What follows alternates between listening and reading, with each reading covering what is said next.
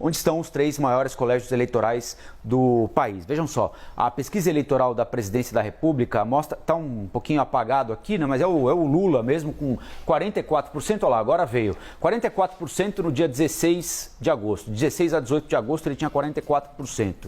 Em São Paulo, no dia 30 de agosto, 40%, e se recuperou em São Paulo com 43%. Bolsonaro tinha 31%, foi a 35%, aqui a menor distância entre eles, 5 pontos apenas, e agora é de 10 pontos, ou seja, no maior colégio do país, Lula tem 10 pontos de vantagem sobre Jair Bolsonaro. E aqui tem aquele aspecto que a gente sempre lembra, não é, Stephanie, que é o fato de o PT não vencer uma eleição nacional em São Paulo há 10 anos, não, desde 2002, quando Lula vence 20 anos, quando o Lula venceu o Serra, primeira vez que o Lula se elegeu presidente da República, por uma margem bem pequena. O PT venceu o PSDB em São Paulo. Depois, mesmo o PT vencendo a eleição nacional em 2006, em 2010, 2014, perdeu para o adversário no segundo turno. E vale lembrar que para Aécio Neves em 2014 e para Jair Bolsonaro em 2018 foram derrotas fragorosas, ou seja, com uma diferença para o adversário bastante importante. Por isso, a relevância desse resultado aqui, o PT não só consegue até agora uma vantagem em São Paulo, o maior colégio eleitoral do país, o que não acontecia há 20 anos, como até o momento tem uma vantagem aí de 10 pontos no maior colégio eleitoral do país. E para a gente posicionar no tempo também, né, Rafael, porque essa pesquisa é importante também, 30 de agosto, finalzinho do mês passado, feita até o dia 1º de setembro, é esse o recorte que a gente tem quando houve a menor distância, e aqui de 13 a 15 de setembro, todos aqueles eventos que a gente viu, né? Sim. O debate na TV Bandeirantes, o 7 de setembro, também repercutindo.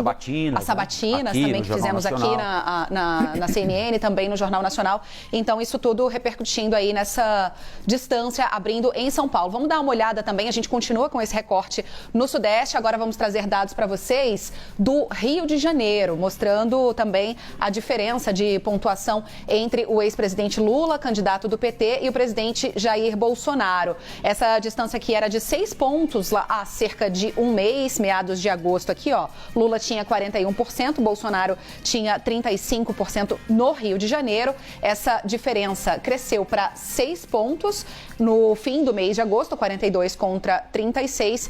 E agora, olha só, são 8 pontos. Então, a gente vê as duas retas, né, se distanciando. O ex-presidente Lula agora tem 44% das intenções de voto dos cariocas, enquanto o presidente Jair Bolsonaro tem 36%. Lembrando que o Rio de Janeiro é um reduto importante para o presidente Jair Bolsonaro, mas mesmo entre os eleitores de lá, essa diferença aumentando, principalmente nesse período aqui, ó, do dia 30 de agosto até ontem, né, dia 15 de setembro. E agora vamos dar uma olhadinha em Minas Gerais. Tem aquela máxima, né? Quem ganha em Minas Gerais ganha a eleição nacional. Por melhor que seja o desempenho de um candidato em outras regiões, se não levar a Minas Gerais, não leva a eleição. Isso até agora se confirmou, né? E aqui acontece um movimento diferente nos 3 maiores colégios eleitorais do país. A gente mostrou manutenção da vantagem, até um crescimento, né, na margem de erro, mas crescimento da vantagem do Lula no Rio de Janeiro, 10 pontos de vantagem em São Paulo e em Minas. Olha, essa diferença aqui já foi de 20 pontos.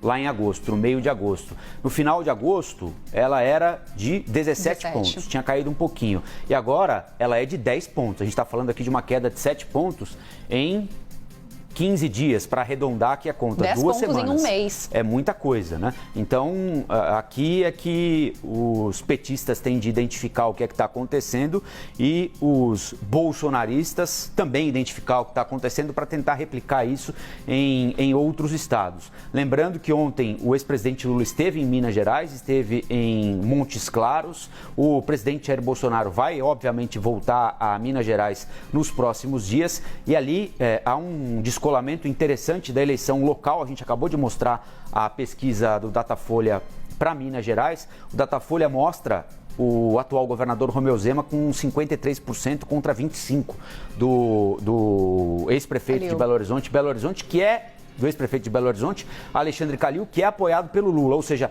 lá em Minas não está rolando transferência de voto, nem do Lula para o Calil e nem do Zema para o Bolsonaro, embora a distância esteja diminuindo. E aqui tem aquele acréscimo, que a gente estava se referindo agora há pouquinho na leitura das capas. Se a eleição nacional for para segundo turno, está na margem de erro, segundo o Datafolha, e a eleição local em Minas não, a gente vai ter um cenário bem diferente, porque aí você tem a hipótese, e a hipótese ainda, né, de o Alexandre Calil ter sido derrotado no primeiro turno e do Zema estar no segundo turno, ou está já eleito, com o segundo mandato garantido, eleito, né? O Alexandre Calil vai para casa, não tem mais o que fazer, e o Romeu Zema vai pensar no novo mandato e vai se envolver com a eleição quando ele quiser e quando ele achar necessário. Ele também pode achar prudente não se envolver para não se indispor, por exemplo, com quem passou em primeiro lugar.